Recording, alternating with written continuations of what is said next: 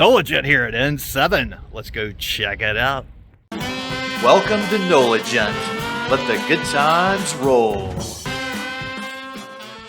In this episode of our restaurant review vlog, we're on a travel search for the best food options in the New Orleans area, and we're visiting N7, a neighborhood French restaurant and wine bar which specializes in French cuisine infused with a Japanese touch.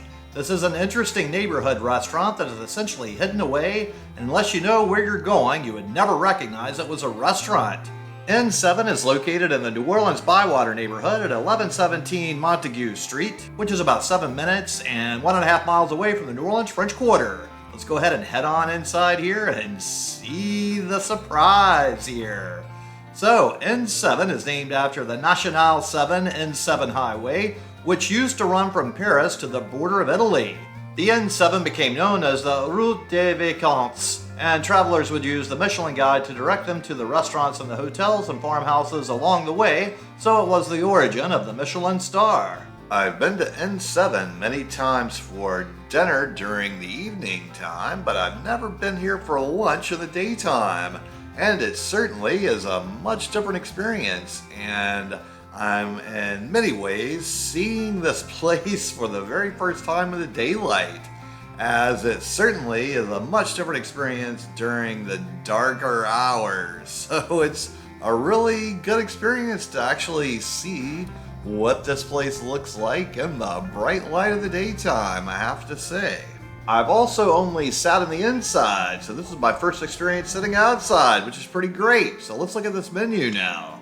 So we have salad, soups, and sides with olives, soup du jour, French onion soup, local radishes, roasted beets and citrus, bib lettuce salad, charcuterie and board with cheese plate, duck roulettes, duck liver pâté, smoked mackerel, les œufs, French omelette, dessert, galette de roi, chocolate terrine, soy sauce creme brulee, les coups de coeur, escargot, steamed mussels, carriage chicken.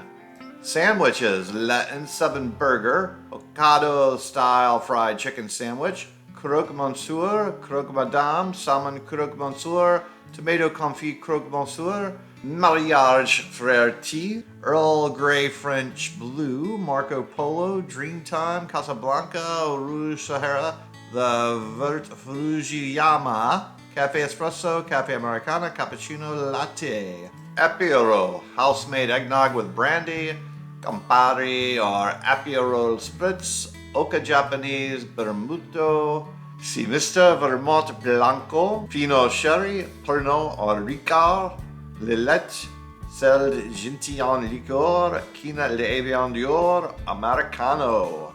Then sparkling by the glass. Next we have Blanc by the glass, Rouge by the glass, Rosé by the glass, and Orange by the glass. Next we have an assortment of bottles of sparkling, then an assortment of bottles of white wine from France, then more white wine from France and Corsica, Germany, Italy, Austria, Czech Republic, Spain, and Japan. Then bottles of orange wine from Alsace and Italy, a rosé from Languedoc-Roussillon, that's where I went to school in France, Rhône, Bordeaux, Loire, Provence, Corsica, and Italy. Then bottles of red wine, France, Languedoc, Provence, Loire Valley, Southwest. Then a whole lot more bottles of red wine from Burgundy. Even more red wine from Bordeaux here. More red wine from France, from Jura, Beaujolais, Savoy, and Corsica. Even more red wine from France, from Northern Rhone and Southern Rhone. Next we have Italy, Piedmont, Abruzzo, Tuscany, Veneto, Friuli Venezia, Giulia, Sicily, Spain and Basque Country, Georgia, and Argentina. Then we have sake, shochu, and cider. Next we have cognac, armagnac, grappa, and brandy, then aperitifs and digestifs. Next is rum, gin, mezcal and tequila, vodka, whiskey, Japanese whiskey. Finally, we have draught beer, bottle canned beer, port Madeira, and sherry, and dessert wine. So I decided to start out with a French onion soup, and this looks like it is very, very nice and ooey gooey cheesy. It's hard to even dig in without spilling some of the soup, as there's just so much ooey gooey deliciousness in here. Look at all this wonderful cheese. Ooh, and you can already see there's some great onions inside here as well. This is a fantastic looking broth. It smells amazing. Here we go, first bite, and ooh, yes, this is exactly the way I like my French onion soup to be. It's got a very lovely, flavorful broth. There's just explosions of all kinds of good flavor here. The ooey gooey cheesy goodness just kicks everything up to another notch, of course. And I'm really enjoying all the flavors here. Everything's going together quite nicely. The nice little toasted bread in here gives a little extra good texture as well. And everything is pretty much perfect for a French onion soup. So I'm really enjoying every bite of this. And it's so nice. This is certainly a great thing to have to kick off my feast today.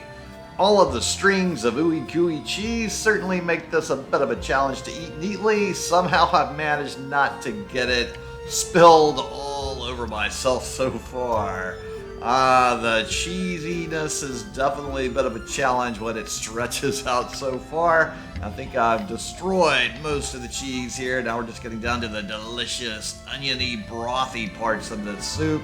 And I've really enjoyed this. So just like I've totally destroyed this French onion soup, go ahead and destroy that subscribe button. Give this video a thumbs up. Comment below, let me know what you thought about this French onion soup. And while you're down there, make sure to check out the link to my Patreon account. I do it for tips, and I appreciate any help with that. Next, I decided to get the N7 burger with caramelized onions, mushrooms, truffle aioli on a squid ink infused bun, and of course I added the cheese. This thing looks very interesting. I'm not quite sure what the squid ink infused bun actually is going to do in terms of flavor. It certainly makes it look quite interesting. Now we do have a big piece of lettuce and tomato on here, and usually that causes some structural integrity issues. Let's see if I can keep this thing together for the first bite. And ooh, this meat is cooked quite nicely. It's got lots of wonderful, juicy deliciousness flavor in it. The beef on here is very, very nicely cooked, of course. Now the squid ink infused bun tastes just like any other bun, so I guess it's a cool concept to look cool, but the flavor tastes like any other hamburger bun. Now, I will say it is a very nicely done bun. It is holding everything together very, very well. Even with this piece of lettuce kind of slipping and sliding a little bit, overall everything's staying together quite excellently. And this is quite a thick piece of meat on here. So, overall, I would have to say structural integrity is quite nice, all things considered. Now, the bun seems to be winning the contest between the meat-bun ratio, and I think I'm going to end up with a lot more bun than beef on here from what I'm observing so far, as it looks like I'm quickly running out of beef, and I've mostly got bun here now, unfortunately. So although it was a thick patty, the meat-bun ratio did not quite work out as you might have hoped for. So I'm left with a whole bunch of bun and lettuce here and not any beef. So we got about halfway through before we ran out of meat, which that's quite a significant difference. Now we polished off all that quite fast. Now we'll dig into these French fries. So I've got a little bit of this delicious aioli here, and oh, I do love some wonderful aioli. Not a big fan of mayonnaise, but I love a good aioli. And this is a little Dijon mustard, so a little Dijon mustard, a little aioli, two of my favorite condiments, most definitely. These French fries are cooked perfectly. They have a wonderful crispy outside. They are full of flavor. They're just the perfect example of a fantastic French fry, I would have to say. The burger certainly was enjoyable in all aspects except for the meat bun ratio. And these French fries are simply the perfect accompaniment to that really juicy, delicious burger beefiness I just enjoyed. Sadly, we're getting towards the end of this wonderful burger and fry experience, and this combo of aioli and mustard's really great. And now we have our very last bite of these two French fries, and here we go. Ooh, such good flavors. So, just like I've totally destroyed this burger and fries, go ahead and destroy that subscribe button. Give this video a thumbs up. Comment below, let me know what you thought about this burger and fries. And while you're down there, make sure to check out the link to my Patreon account, as I do work for tips and I appreciate any help with that. Now it's dessert time, and I got the chocolate terrine, and it looks even better than I expected. Whoa, this thing is beautiful. Now, I've been here for dinner several times in the past. This is my first lunch, and I have to say overall it's been quite enjoyable. Now, in the past, this place was noted for doing fancy imported cans of seafood. They don't seem to do that anymore. Now, I will say those cans of seafood were pretty darn good in the past, but the nighttime experience here is just very, very different than the daytime experience. And I have to say, the daytime experience is just so radically different than the nighttime experience. Both are very interesting, very nice. It's just the daytime, you really get to see so much more. And it's really, really a good time out here. I didn't think there'd be as many people here at lunch as there are today. So this is a really great experience. This is a fantastic dessert as well to go along with this experience. There is so much fantastic flavor in each and every bite, just chocolatey goodness all over.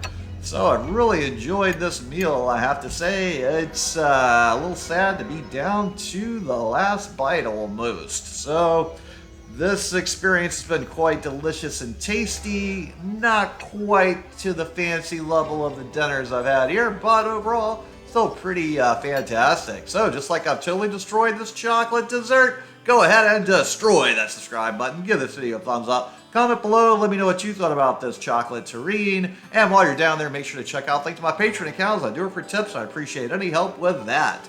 So the bill arrived, and the total before tip was $51.25, which I have to say, that's really, really expensive for a lunch when I wasn't drinking any alcohol.